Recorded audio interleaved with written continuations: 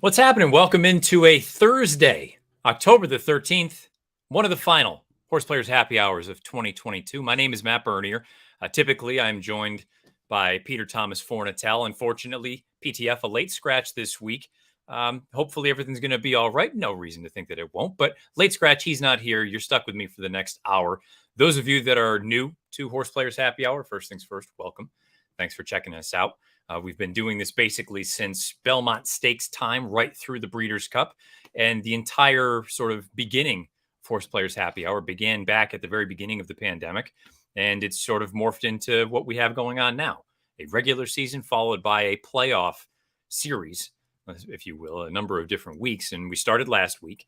We whittled the field down from 80 to 40. This week, we're going from 40 to 20. Next week will be 20 to 10. And then we'll have that final table where the winner will ultimately walk away with a $10,000 Breeders' Cup betting challenge seat. That's not all, though. In these weeks during the playoffs, the first 2 weeks anyway, and hopefully we can continue on for the next few weeks right up until the Breeders' Cup, we've been running a side-by-side Breeders' Cup betting challenge qualifier, a full-blown qualifier, $179 buy-in, a pick and pray over on horseplayers.com. If you win that, you end up getting into the BCBC. So we've got a couple different contests going on.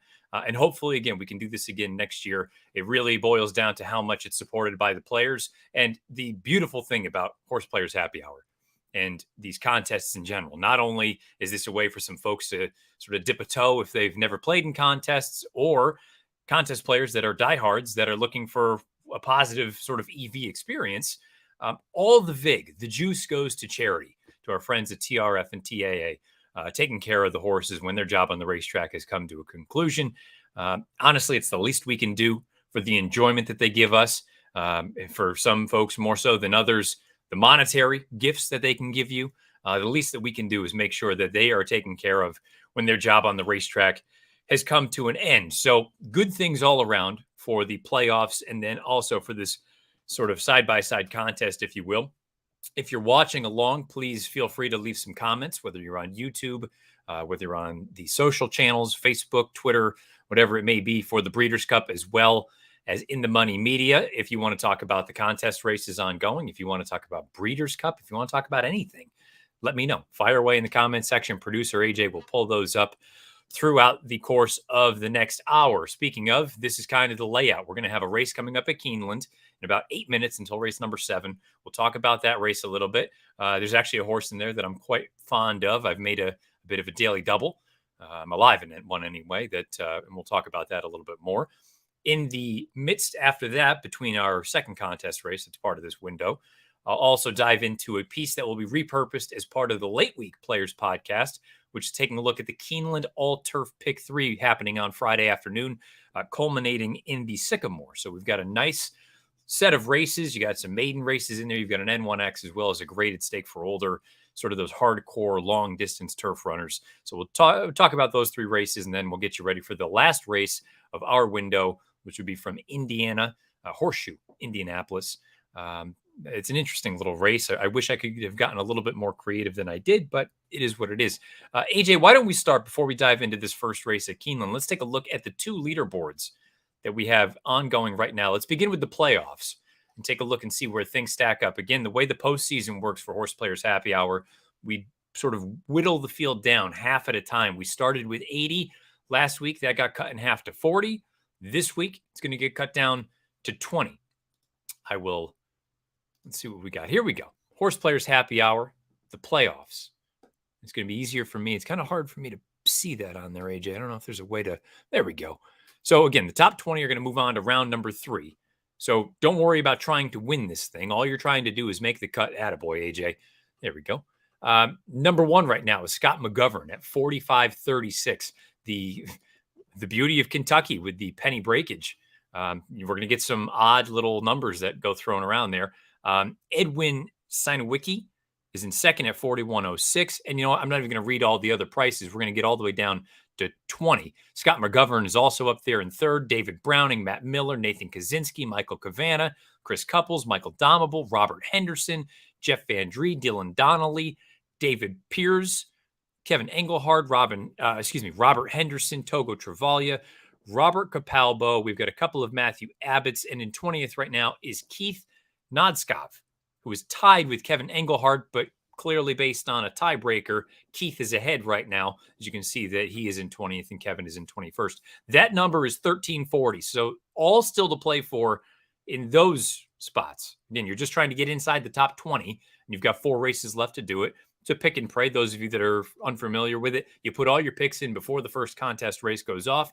You can't change the picks from there, regardless of what the prices end up going off. If you thought you were going to get 15 to 1 and the horse goes off at 2 to 1, you're stuck with that. Or as vice versa. For whatever reason, you like the 4 to 1 shot that went off at 24 to 1. Well, all the better for you. Let's take a look at the other contest leaderboard, shall we? We have 1 full Breeders' Cup Betting Challenge seat that will be awarded. We have 2 folks that will get $358 worth of breakage, and we have 2 more who will get $179 worth of breakage. And right now, Braden Selvig at 82.72 is in first. Kevin Cox is in second at 79.02. Eddie Inman third, 78.36. Dave Nichols is fourth at 70.40. And then we have a large drop off to Justin Kudla, who's in fifth at 40.60. You'll note that those top 4 all had that big bomb at Aqueduct at 36 to 1, who won in gate to wire fashion. I believe Dave Grenning tweeted it was the horse's first victory in 25 starts. And when I looked at the past performances, I had a hard time finding that one. So if any of those 4 folks happen to be listening, please let us all know how you came up with that one, because I was very curious. I didn't expect the horse to make the front either, but they all lined up. It was as if the jockeys knew what was going on. You make the front, you were going to be hard to run down. And in fact, that's how it played out with that 36 to 1 shot. So there's a look at where things stand right now. The top 5 in this contest that we're taking a look at, basically you'll break even if you run 4th or 5th. You'll double up your money if you run 2nd or 3rd. And if you end up winning this thing, you'll get a full $10,000 Breeders' Cup Betting Challenge entry for the big event coming up in just a few weeks' time at Keeneland. Obviously, you can play it from home. You can play it from different racetracks as well, that sort of thing. But I'm not just saying it because I've been involved in it. I'll be involved in it again this year. It is far and away the best contest that there is. It is live money, so it's a little bit of a different muscle that you need to flex, especially if you're someone who is just used to playing in the $2 win place kind of contests. But purely based on the prize pool, coupled with the fields and the quality and the depth of these Breeders' Cup World Championship races that we've got, it just makes for a fantastic opportunity. The prize pool is enormous, and you get to walk away with any of the money that you make from your initial $7,500 bankroll. So it is the best of all worlds, the Breeders' Cup Betting Challenge. And I've said it before as well. And AJ, if we could throw up the Keeneland feed, because we're coming up on that race here relatively shortly.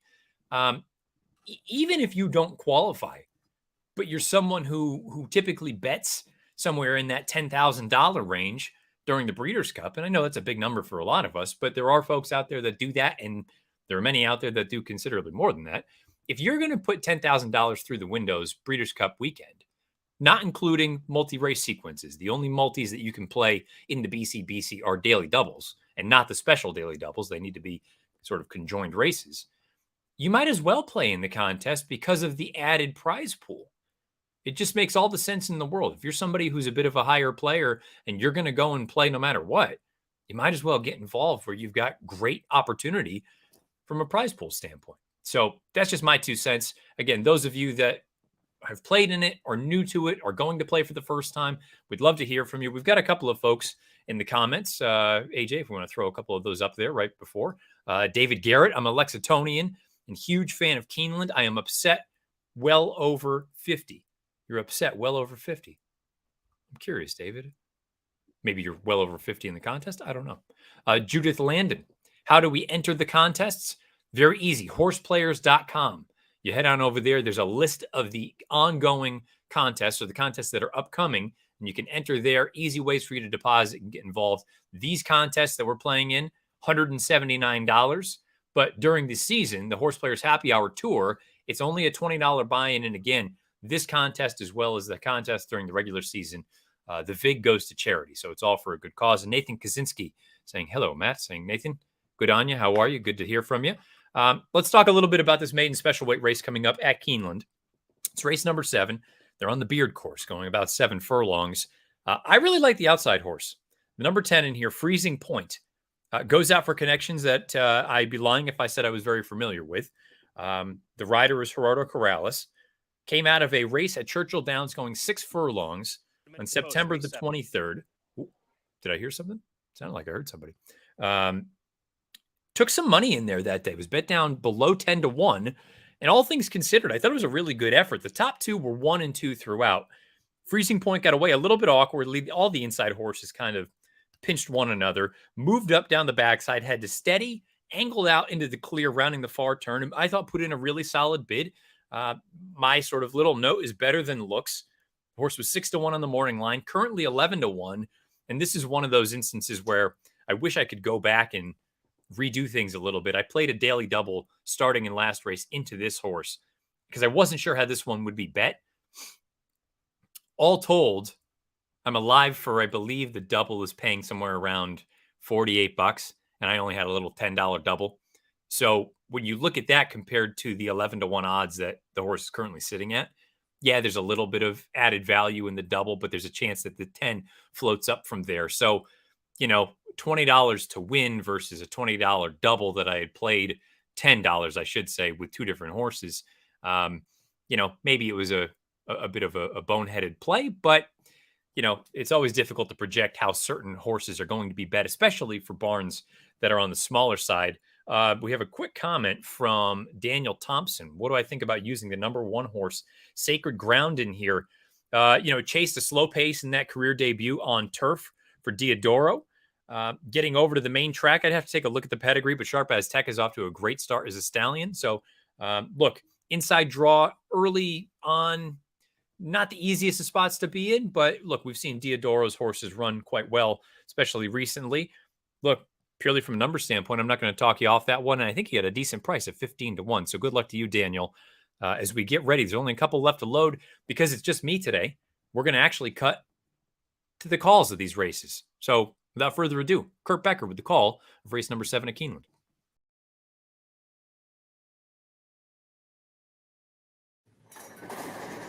And they're off.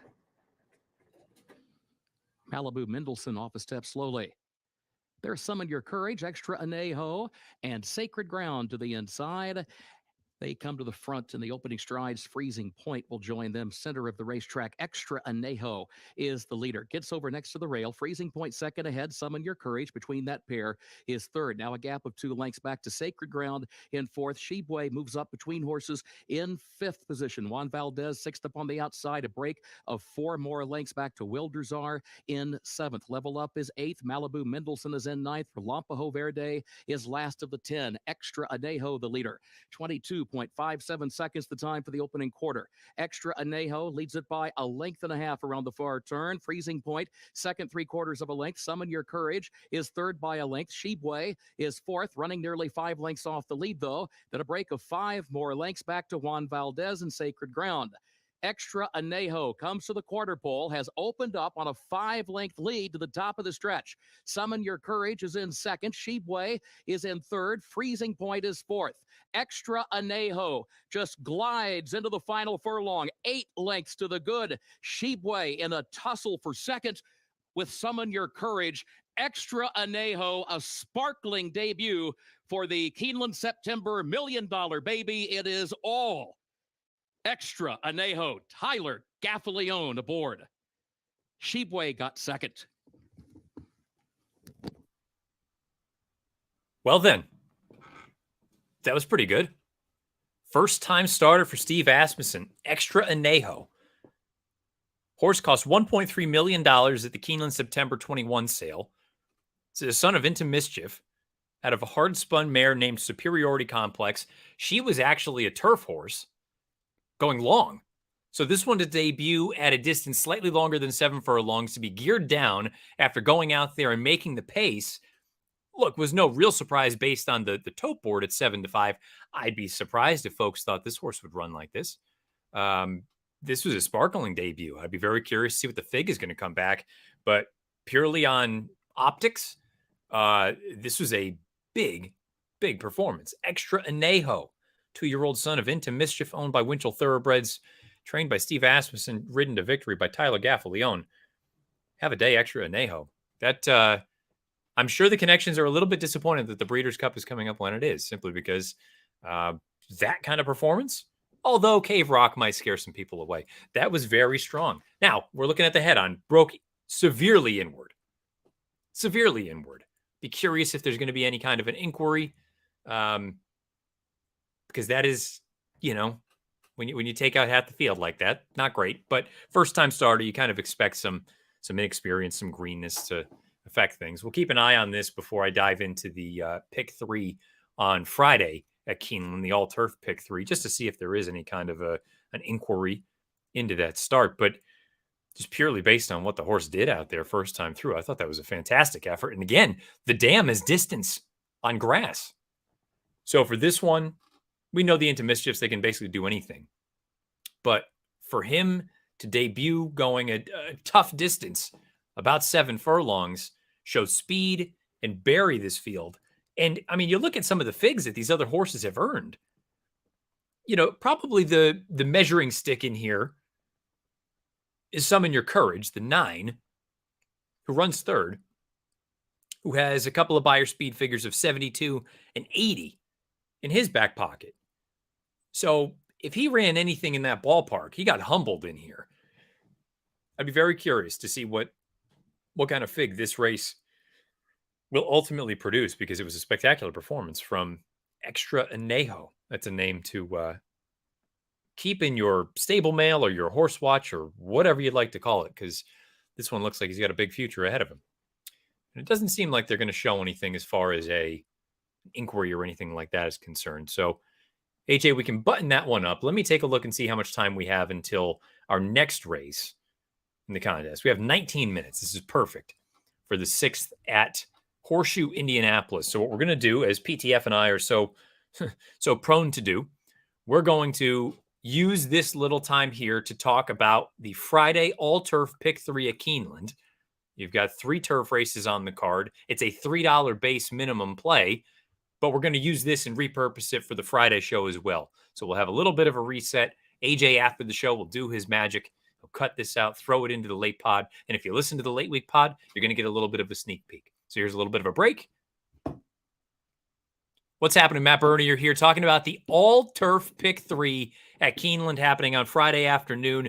It's a really interesting sequence. It wraps up with the grade 3 Sycamore for good quality older horses going 1.5 miles on the turf. It's a $3 base bet. If you're unfamiliar with the all-turf pick 3 down at Keeneland, it's been a smashing success. If you're a turf player, I think it's a bet that you have to consider, especially with the depth of the fields that you see down in Lexington this time of year. I'm going to walk you through a play that I'm going to make.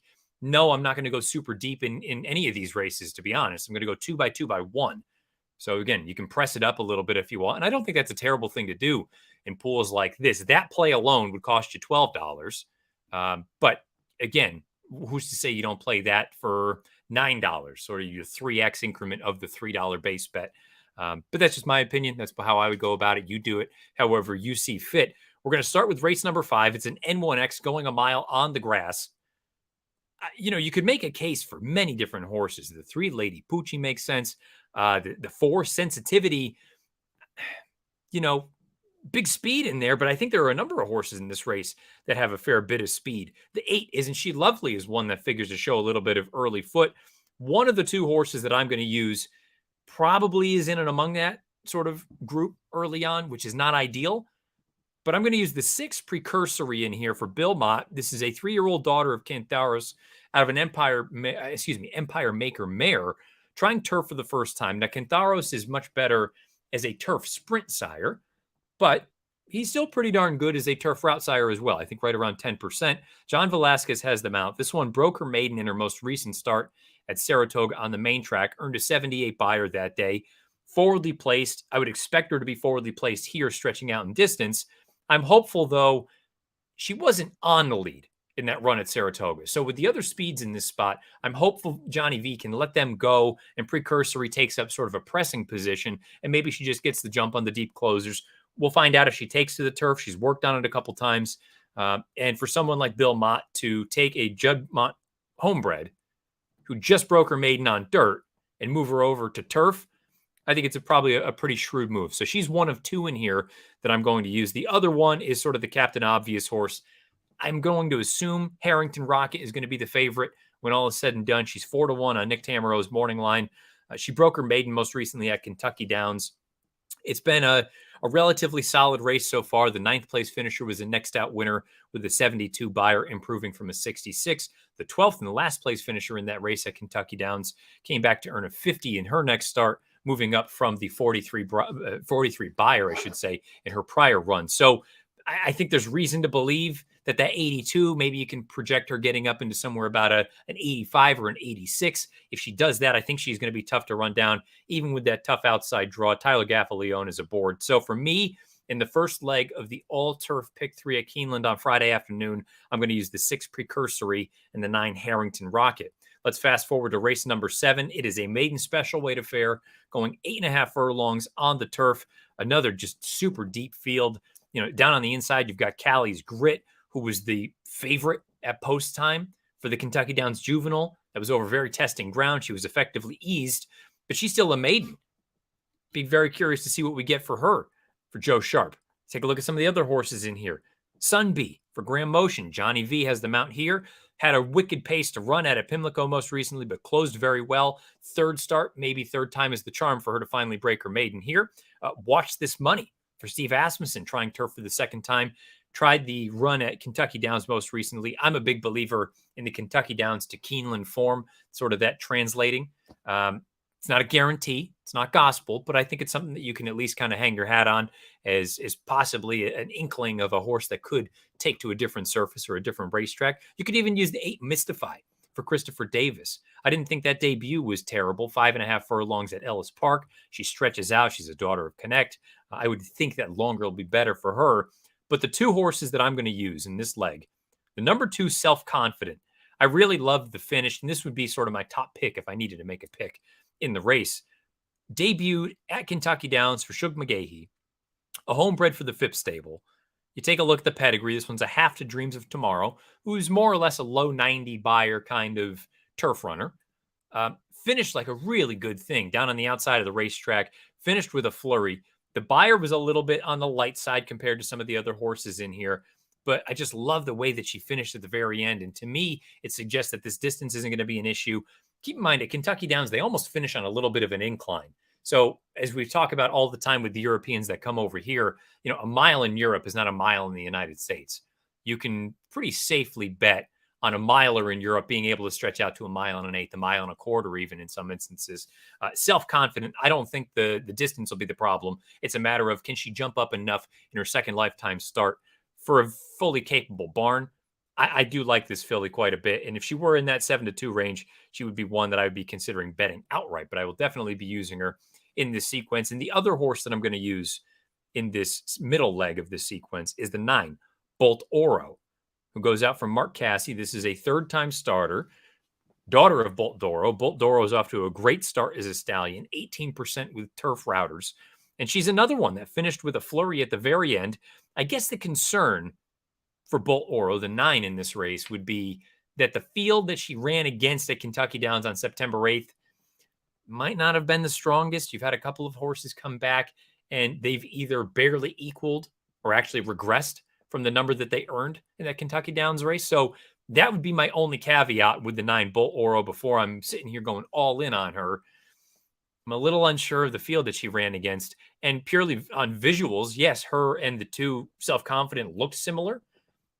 But part of me thinks that the field that Self-Confident ran against was slightly better. And I just have a little bit of a better vibe second time out of the box for Self-Confident than I do Bolt Oro. But I'm going to use both of them equally in this all-turf pick 3 at Keeneland on Friday. So 2 and 9 for me in the middle leg. And that hopefully gets me alive to the payoff leg, which is the grade 3 Sycamore. 1.5 miles on the turf. You have many of the old hard hitters in this group. Some of them maybe a little long in the tooth, maybe not quite good enough to be running in races like the Breeders' Cup turf in a few weeks' time.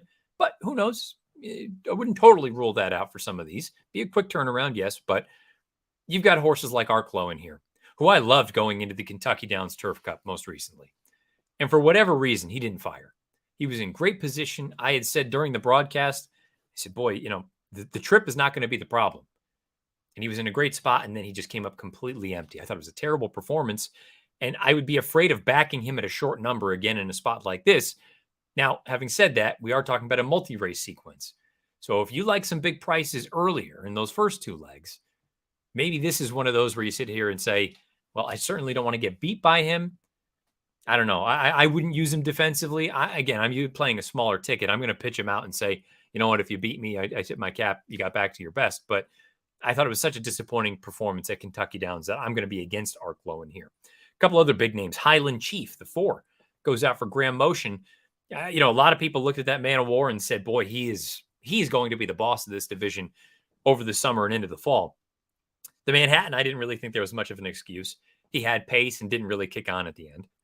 The Bowling Green, yes, he was close to a hot pace and faded, but I don't know if I love the field that he ran against that day. Again, we talked about Arklow. He came back to flop a little bit. Rock Emperor is Rock Emperor. Sometimes it's good enough, sometimes it's not. And L'Imperatore was a next out winner, but we kind of know what he is. Highland Chief would be 1, 9-2. It's a little bit light for my liking. The Old Boy Channel Maker. He loves Keeneland.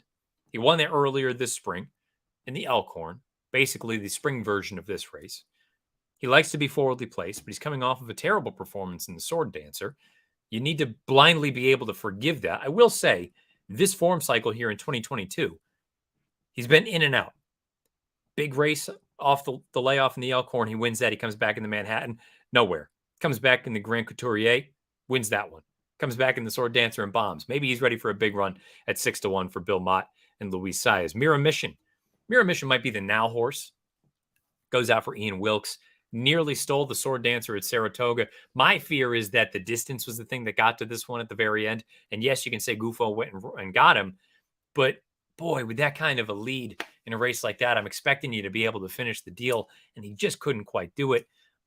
My fear is that he's a little bit of an underlay in a spot like this. I think it's a very competitive race. And I just think he's probably going to go off at a price that's a little bit shorter than what it should be. So I'm not way against him. I won't be using him. But that's my logic behind Mira Mission in this spot. Ultimately, where did I land? Maybe I'm getting suckered into, prisoner of the moment kind of thing. I think Red Knight has been really good in both of his starts here. Now, keep in mind, he had been gone for a long, long time. He ran into John's Call. He was still in Bill Mott's barn last summer. Goes away, comes back, first time going out for Mike Maker, down at Colonial Downs. And I'm telling you, if you've never seen the tape, pull it up, because he never looked like a loser. Horatio Caramanos just kept him out in the clear. He loomed. He never looked like a loser. Much the best goes on. Perfect run. And I thought he was the sneaky horse going into that Kentucky Turf Cup. And sure enough, he comes back and he bites me at odds of 12-1. But we've seen, again, that Kentucky Downs form can translate to Keeneland. He's run well at Keeneland in the past. He is a winner. He has twice been in the exacta from 3 lifetime starts on the Keeneland turf. And the form that he's in, I see no reason to believe that he's not going to run well again on Friday. So my top pick, horse that I will bet individually if I'm not alive in this sequence, but he is going to be my lone play in the payoff leg of this all-turf pick 3 at Keeneland on Friday afternoon. It's the 2, Red Knight. Gerardo Corrales, Mike Maker aboard, or Mike Maker training. Gerardo Corrales aboard. You get my point. So 2x2x1 for me, but again, if you've never played it, it's a $3 base bet. It is the Kentucky, Keeneland, my goodness, all turf pick 3, $3 base bet. It's the 3 turf races on Friday at Keeneland. Best of luck if you play. So that's what we'll cut for the Friday show, AJ. And as I take a momentary breather, it's happy hour after all. Little snap there. We have 6 minutes until race number 6 at Horseshoe Indianapolis. AJ, why don't we take a look at the leaderboard before we talk about some of these other comments that are coming in? Because we are getting down to the nitty gritty as far as how many races are actually left in these contests for the afternoon. And we have had some movement on the BC qualifier. As you can see, Eddie Inman has moved to the front, 85-14. Braden Selvig is in second at 82.72. Kevin Cox third, 79.02. Dave Nichols is in fourth at 77.18. And Nick Nash is in fifth at 47.34. So really, it feels like it's going to come down to one of those 4 that are in position for this upcoming race at Horseshoe Indianapolis. Eddie Inman by himself with the 2. Braden Selvig and Dave Nichols both have the 7. And Kevin Cox has the 8. So those are 3 horses to keep an eye on as far as today's BCBC qualifier is concerned. Why don't we take a look at the playoff event and see how that is shaking down? Again, the top 20 in this event are going to move on to next week. Let's see. Let me see if I can blow this up a little bit more. Scott McGovern is still your leader at 45.36. Edwin Sanowecki is in second. David Browning third. Matt Miller, Scott McGovern, Nathan Kaczynski, who we just heard from, still in good position. Robert Henderson, Michael Cavanna, Jeff Van Dree, Chris Couples, Michael Domabil, Robert Capalbo, Matthew Abbott, Kevin Engelhart, James Lisowski, Dylan Donnelly, David Pierce, Stephen McNatten, Kevin Engelhart, Kevin Walsh at 1974 is currently the last one that is, at this point, going to move on to next week's run in the postseason. So still 3 races to go. And if we're being honest, $20, more or less the cutoff, still got many of people are in play to get to $20. Let's pull up the video feed for this next race at Horseshoe Indianapolis if we can. We'll take a look and see what some of these folks, kind of horses they're alive to. Again, if you have questions, thoughts, please feel free to fire away. How about Rigaud Doliscar's comment there, AJ? Matt, what's your opinion on the Chad Brown horse in the feature stakes?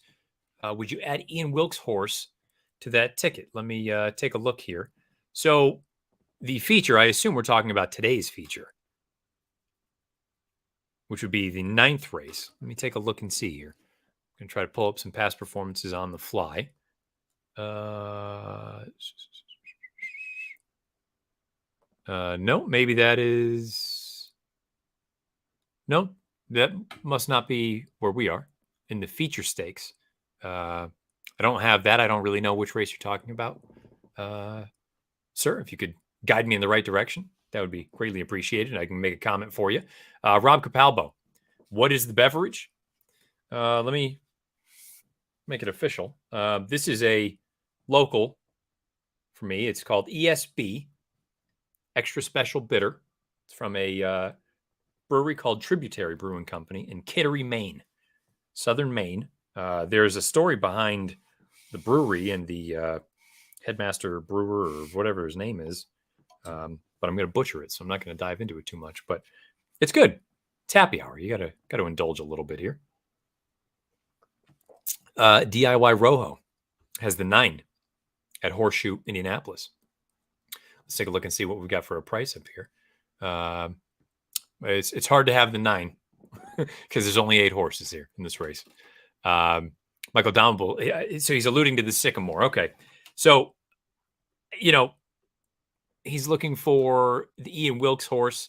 Yeah, again, Mirror Mission, I think, is arguably the horse to beat. I kind of laid out my logic. I think the horse may be a little bit of an underlay. I think it's a very wide open affair. I wouldn't want to take anything too short in there. I probably wouldn't bet any horse less than probably 5 or 6 to 1. That effectively translates to somewhere between 14 and 17% chance of winning the race. I wouldn't want to go any lower than that just because I don't think there's any standout in this field. I did skip over a horse in Temple, who I think does have a big chance. I'd also throw in, so Baltus, I assume, is the horse that our friend is alluding to. Lightly raced on that upward trajectory. My fear always in races like this. Yes, stepping up in class. I didn't think he beat much. And also, it's Chad Brown for Peter Brandt. I think this horse is going to get pounded at the windows. Whether he should is another story. 12 to 1 on the morning line. I wouldn't be surprised if this one comes down into sort of that 7 or 8 to 1 range. And I say pounded. In a field that's this deep, that to me is getting bet. And it just doesn't really do anything for me. Now, if you're playing in a multi and you're afraid of getting beat by this one, by all means include. But of the two, I personally would use Mirror Mission over this horse, acknowledging that I think Mirror Mission is probably going to be an underlay from a betting standpoint. Do with that what you will. Let's see. Any other comments?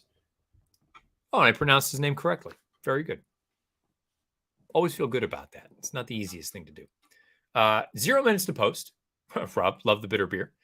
0 minutes to post here at Horseshoe Indianapolis. Unfortunately, I am wildly uncreative.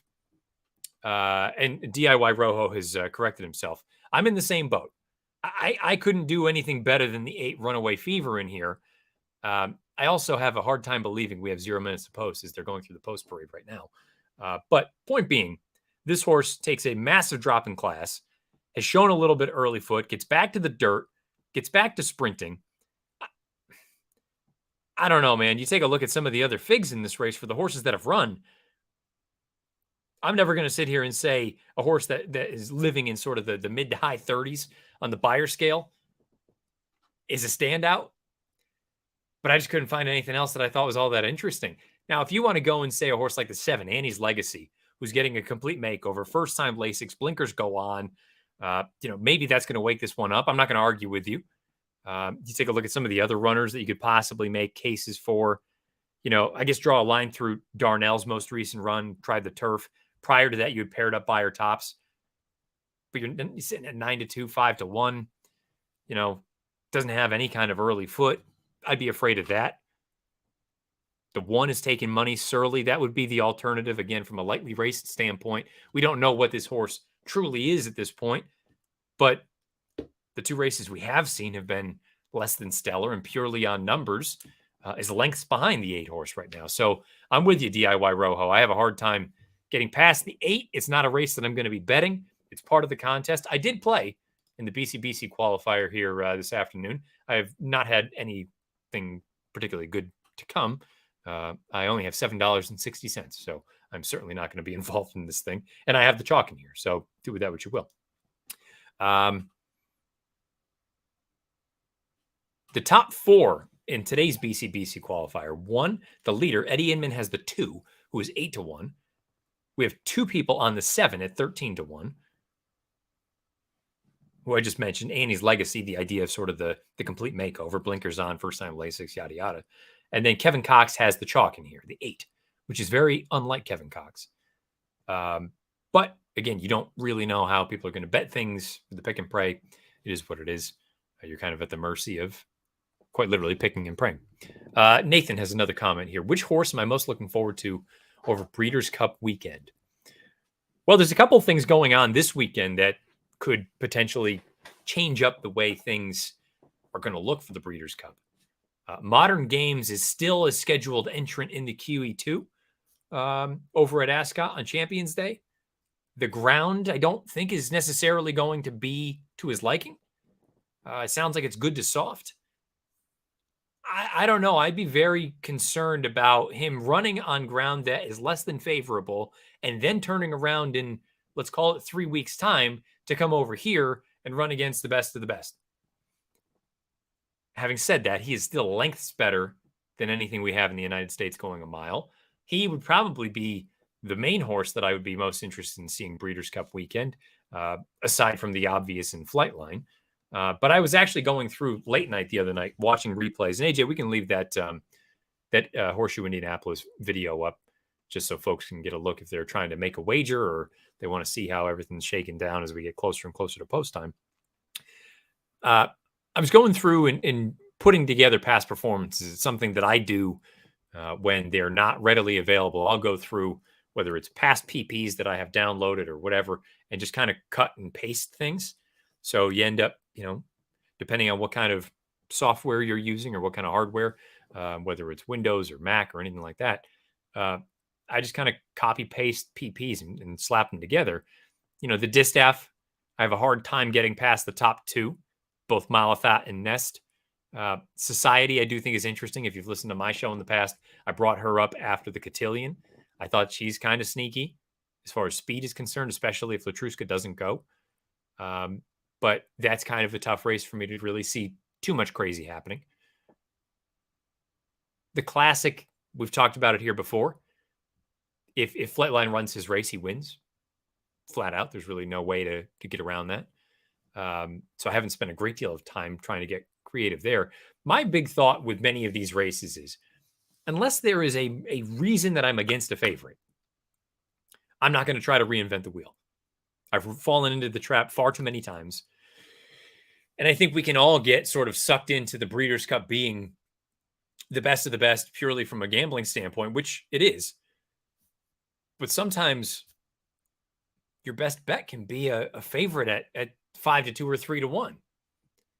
And I'm as guilty as anyone of trying to say, oh, well, I can make the case for this horse that's 12-1 today that any other day would be, 2-1 or 5-2.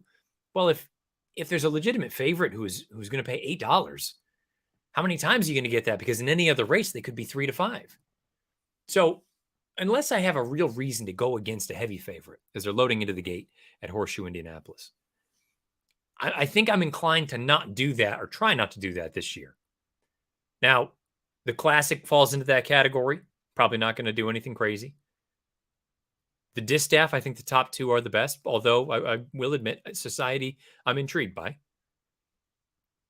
The Mile, I mean, if it's not Modern Games, I think it's probably a horse like Annapolis. Those two, purely on what they've accomplished and visually what they've done, I think they're better than the Balance. I guess it depends what comes over from Europe. The Sprint, I guess you can look at it and say it was disappointing that Jackie's Warrior faded the way that he did in the Forego. That was also 7/8 of a mile. Gets back to his preferred distance. He's going to come into that race fresh, which I think is a good thing. The Dirt Mile, Jack Christopher, I thought he was really good, although you take a look at some of the figs, it's not like he's got a massive edge, because in that race, he's going to go up against Laurel River, who's got some big figs out west. He's going to go up against Cody's Wish, possibly, who defeated Jackie's Warrior, going 7/8 of a mile. He's got to go back to 2 turns, which I don't think 2 turns is the reason he lost the Haskell. I think he got beat because he didn't want to go 9 furlongs. But you add in some of those kind of horses, maybe Jack Christopher is not the slam dunk that I initially had looked at him as. You go to the Friday races, the 2-year-old runs. Cave Rock, I like some of these other horses. I think this is a good group of 2-year-olds. Boy, Cave Rock is just so much faster than everyone right now, isn't he? And he's going to be controlling the pace. Looks like we may have a little something going on here with the 5. 5 horse in here.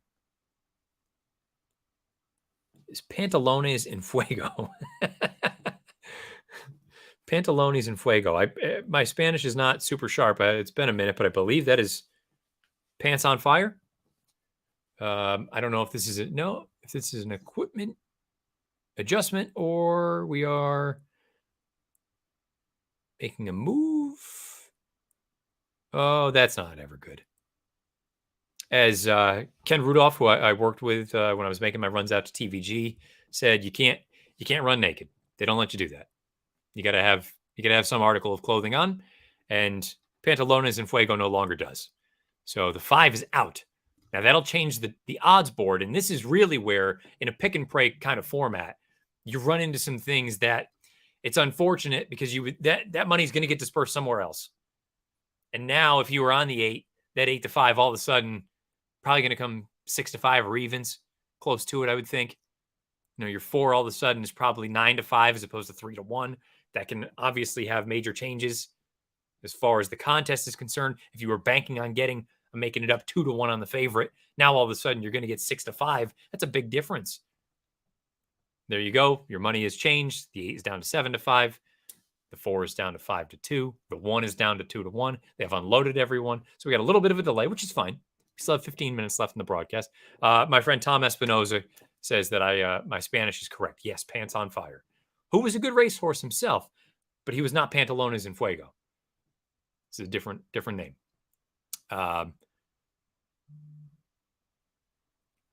Herberth Nino, unfortunately, again, my Spanish is a bit rusty, so I can't have a back and forth with you. I appreciate you listening. And if you have the 4, I hope it works out for you. We have some other folks here leaving some comments. Rob Capalbo.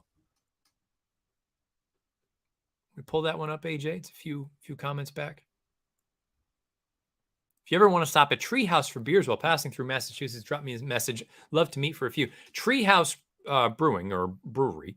I believe it's just outside of Worcester. I've been through there one time. It's fascinating. It's a giant brewery. Anybody that's in Massachusetts going through Central Mass at any point, and you're in the Worcester area, getting off at 290 or, in that sort of 495 area. Good spot. I I don't know. When I went through they didn't do food, but I believe you could bring your own food. But that I could be mistaken there. But a good spot. Believe Rob when he says that. Charlton, which is relatively close. One of the rest stops on the Pike. If you're on the Mass Pike, you can pop through Charlton there.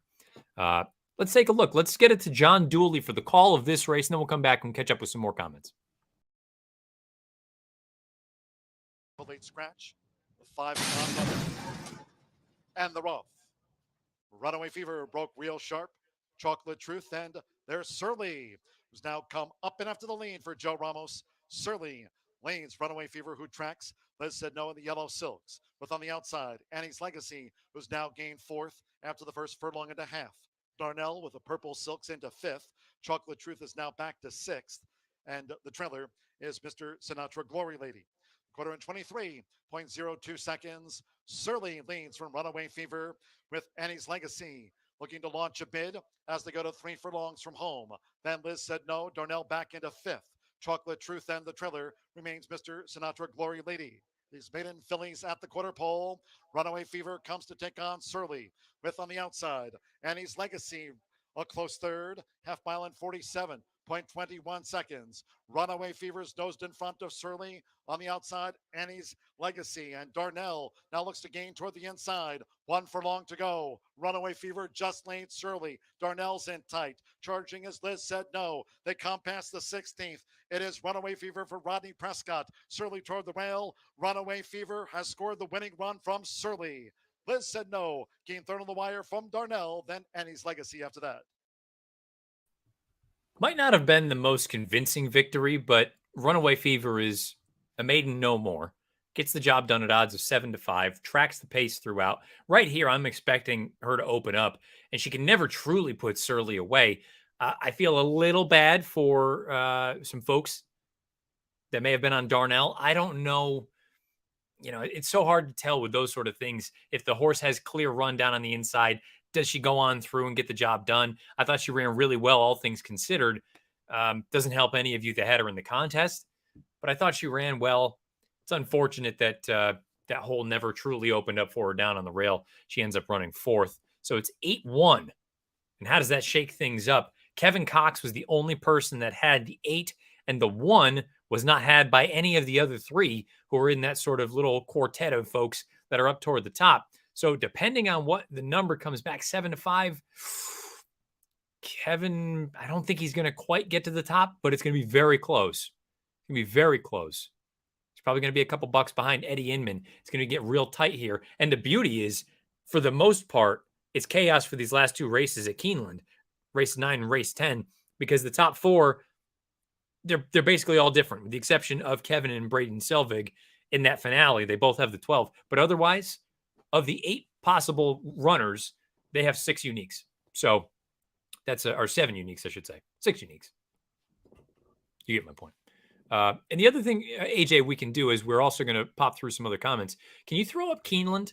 I know it's not going to be on, the race won't happen during our window, but there's a horse that I like in there that I'm going to be betting. And I'm curious what the price is. Oh, and they are in the winner's circle still, going through things. This was a race that was not part of the contest. But that's all right. We can leave Keeneland up. Keeneland and the Breeders' Cup. That's where the event's going to be. We might as well leave it up. We can have some fun. And I can talk to you a little bit about the horse that I'm going to be betting in the 9th when we are off the air. Also, other comments that want to come through. Again, you've got questions about the Breeders' Cup. You've got questions about anything else, horse racing, whatever it may be. Fire away. If you're on YouTube, you're on Facebook. If you happen to be on Twitter as well. Again, thanks for coming along. Thanks for bearing with me, rolling solo. Hopefully all's good with PTF. But again, a scratch at the gate. We had the 5 Pantalones en Fuego doing his best or her best Pete Fornatal impression. Gate scratch. Couldn't quite make it. DIY Rojo with a comment from earlier. Let's hope we can place a bet on modern games this time around. Yeah, that's the funny thing is, and I remember I was talking to Nick Luck last year before the Breeders' Cup. I don't know if we were out in San Diego at that point, or it was just the 2 of us kind of going back and forth one night. And I said, I think this modern games is very good. And he said he is. He's not one of those. And I think that's been part of we all get sort of lulled into the notion that it's only the B and C stringers of Europeans that come over here and dominate. Well, there are times though when the barns are so deep, and we see it. We saw it with Bob Baffert last weekend, that you have so many good horses that you got to split them up somehow. So he sends a couple to Keeneland. He keeps a couple at home, or more than a couple. He ends up making up the Superfecta and the American Pharaoh. Nick had sort of alluded to it, and it's played out that way. When Modern Games was coming over as a 2-year-old, he said, this isn't just sort of an afterthought kind of horse. He's a very good horse. But I think even this year, Appleby, he was quoted, and I don't know if he was chatting with Nick, but it was someone over in the UK just after his run in the Woodbine Mile. And he said the improvement that he has made Modern Games as a 3-year-old from his start where he was second defeated by Baid, who's going to be a heavy favorite for his final race of his career in the Champion Stakes coming up on Saturday. The improvement from then to the Woodbine race even caught Charlie Appleby off guard a little bit. So this is not, don't look at Modern Games as if he is just he's a good horse, but they're going to run him somewhere. He is a legitimately good racehorse. He is of the upper echelon, I would say, internationally, if we're talking about milers. So let's hope he runs well on Saturday, and then we get to see him come over here and hopefully run well. Or I guess it depends how you look at it. If you're betting against him, you don't want him to run well. But I'm a big fan of the horse. I think he's extremely good. And again, it's so ironic that he is the one that all of that controversy surrounded in the juvenile turf last year at Del Mar because of the inadvertent scratch, X, Y, and Z. He's fine. He goes off. He wins the race, but you can't bet on him. But let's hope nothing like that happens this year. Knock on wood, that we're all in the clear from a gambling standpoint. A couple of the comments. Matt, do you have any favorite spot you like to eat at in Lexington? So I'm very boring when I go away on any of these work trips. I usually stay to myself in my room. I'm a bit of an introvert. I get kind of sort of, when there are large groups, I'm not necessarily the life of the party, if you will. I'm more of a wallflower. So I end up kind of keeping to myself, or I'm much better in small groups of 2 or 3 or 4. So if I go to a dinner, that's one thing. Tony's is always good, as is Jeff Ruby's. There's a stretch of bars that if you're looking to go out, forgive me, those of you that are in Lexington are familiar with the area more so than I am. They're probably rolling your eyes hearing this, but there's a fun little stretch of bars. They've got some food in there too, but there's a number of different spots. I am not the one to ask. I believe PTF is going to have a show next week about places to go in Lexington, though. And that's probably the one that you want to listen to, because those guys, they know it better than anybody. So don't take my word for it. Again, I'm boring. I usually just kind of, if there is room service, I'll get that, or I'll go down to the restaurant at the hotel, eat, and then go back up to my room. But what can I say? I'm getting old. I'm becoming very boring. Neither here nor there. This last race here, I say last race. Race number 9. No, Tom, I promise you, I never was the life of the party. I'm usually, I like small groups.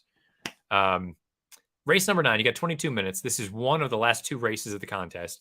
We're going to wrap up here in about 5 minutes. But I want to hear who you like. DIY Rojo has the 9 horse in this race, who is currently 9-1.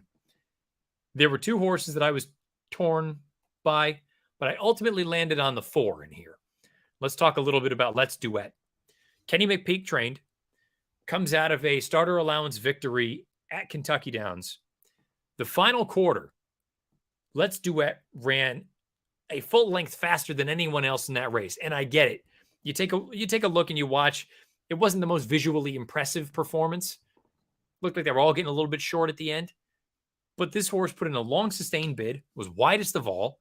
Yes, was the favorite that day. But I think if you just look at the numbers in this race, this is another instance where it's not like there's one horse that lays over this field. They all live in sort of the mid 70 range from a buyer standpoint. So your favorite right now is the Deuce, Candy Light, for Graham Motion. Yeah, you get a couple of 80s. A couple of low 80s, though. One of them was on dirt. The last one was on turf at Colonial. I don't need to get stuck into 2.5 to 1 on a horse that, yeah, maybe there is a slight edge, but slight, no more than that. I want to look for horses that could still potentially have some upside. And not to say that she doesn't, but she's run a handful of times. Let's Duet has tried turf only twice. The first time was a little bit closer to the pace at Ellis Park against older horses. And I recognize, maybe that's not the end of the world, but it is something that she took on straight 3-year-olds last time. She got the job done. She'll face straight 3-year-olds again here. I think she's worth a wager. I'm taking a look. I can obviously see the price up there. She's 16 to 1. I'm going to pull up the will pays to see if there's anything sort of funny that could possibly go on, to see if she ends up going off at something shorter or longer. But 16 to 1 to me is a fair price. And she's one that I would be interested in playing underneath as well. So I did this a couple weeks ago, and we're going to do it on the fly. This will be the last thing that I'll do on the show. Sort of getting into that Breeders' Cup betting challenge mode, that sort of frame of thought. Actually, I can't do it on the fly because it's such an evenly matched group. But let's just say, purely from a gambling standpoint, I'm not opposed to betting horses to win in the BCBC. I know that's breaking news, right? But a lot of people focus on the exotics. They focus on the exacta. They focus on the try, and they try to hit something massive.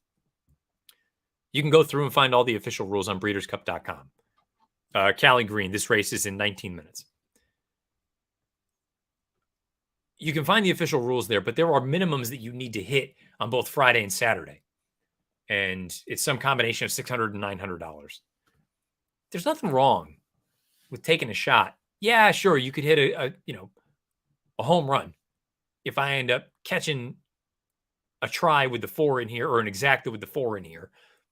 But the late Bob Newmeyer had said it to me years ago when I first started working with NBC. He said, and it sounds obvious, but it's true, limit the number of variables. To hit an exacta, you need to have the horse that finishes first and second, which is obviously harder than having just the horse that's going to win the race.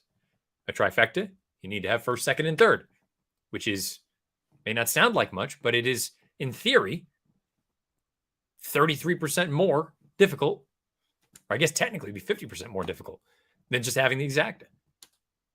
But the point is, do you remember in school going through math, the KISS method? Keep it simple, stupid. Don't overthink it from time to time. If I like Let's Duet, right? And again, I haven't gone through to put together a trifecta. I don't want to just throw it out there just to throw it out there. I'm going to bet her to win. I'm going to bet her to show. Now, she could be the kind of horse that if you're looking to hit a minimum, right, from the Breeders' Cup standpoint, I'm not opposed to sitting here saying, let's make it up, it has to be the $600 minimum on Friday. What's wrong with 300 to win, 300 to show? She's 16 to 1. Even if she hits the board, I more or less get my money back. I get a minimum out of the way, unless you really like the horse, like I do. What's wrong with betting all 600 to win on her at 16 to 1? You're going to get $34 back. You'll have that 300 times. What's wrong with, picking up $9,000 or $10,000? You could do worse than that. So everybody's thinking about, going for, that monster trifecta and hitting it for, $100 try that comes back $50,000. Well, if you think that's what's going to end up separating you from the rest of the pack, go right ahead, by all means. I'm just throwing out other ways for you to think about certain things, especially if you are someone that's going to get ready to play in the BCBC for the first time. AJ, why don't we take a look at the leaderboard one more time as we wrap things up? Again, I'm on the 4 in that race number 9 at Keeneland. Thanks to those of you who have stuck around for this hour for HorsePlayers Happy Hour. There are still 2 races left. Keeneland 9, Keeneland 10. Keep an eye out. I won't be on for him, but PTF might be able to send something out from over where he's at, congratulating the winners. The top 20 will move on to next week, one of the final weeks of the HorsePlayers Happy Hour Playoffs. Edwin Sinowicki, Scott McGovern, Matt Miller, Robert Henderson, David Browning, Scott McGovern again, Nathan Kaczynski, we've heard from a couple times, Michael Cavanna, Chris Couples, Michael Domable, Kevin Engelhart, Robert Capalbo, Jeff Van Dree, Robert Henderson again, Dylan Donnelly, Matthew Abbott, Stephen McNatton, Kevin Engelhart again, James Lasowski, and David Pierce. Those are your 20 right now. There are still 2 races left. Togo Travaglia is the bubble boy right now, but he's only a few cents behind 20th. And again, you just need to get inside that top 20. You finish in there, you move on to next week. Let's take a look at today's BCBC qualifier if we could, and we'll see. You've only got a couple of races left, and Kevin Cox has moved into the lead. I didn't think he would quite have enough. He is your leader at 86.22. Eddie Inman's in second at 85.14. Braden Selvig is in third at 82.72. Dave Nichols is fourth at 77.18. Nick Nash at 54.54. So the top 5 folks are going to get some sort of a prize. Again, I say prize. If you run 4th or 5th, you're going to get your money back. You run 2nd or 3rd, you're going to double up. And the winner will get a full $10,000 Breeders' Cup Betting Challenge seat. I tell you what, folks are creeping up a little bit in that list below. But those top 4, you have 4 different betting interests in this race. Kevin has the 5, who's 11-1. Eddie has the 10, who's 5-1. Braden has the 11, who's 7-1. And Dave has the 1, who's 9-1. It's wide open. If any one of those guys hits this thing, they're going to leapfrog. And who knows? If there's chaos and somebody has a capper in that sort of $30 range, they're going to vault, whatever you want to call it, right to the top of the leaderboard. So that's that. Keep eyes out on both of these last 2 races at Keeneland. And come on back next Thursday. It'll be me. It'll be PTF. He'll be back.